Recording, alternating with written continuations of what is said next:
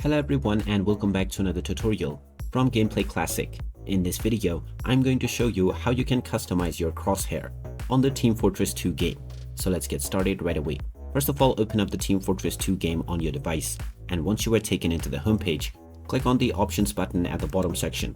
Now once the Options window is opened up, you can click on the Multiplayer tab, which will then show you your Crosshair appearance. Click on the drop-down button and then choose from the various different crosshairs that are available.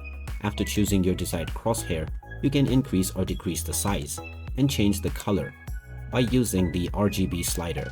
Once you have achieved your desired crosshair appearance, you can click on the Apply button to save your changes. And now whenever you play your multiplayer matches, the crosshair that you have just chosen will be used within your gameplay. And there you have it. That is how easy it is to customize your crosshair on the Team Fortress 2 game. If you find this video helpful, don't forget to hit that like button and subscribe to our channel for more useful tips and tutorials. Thanks for watching, and I will see you again in the next one.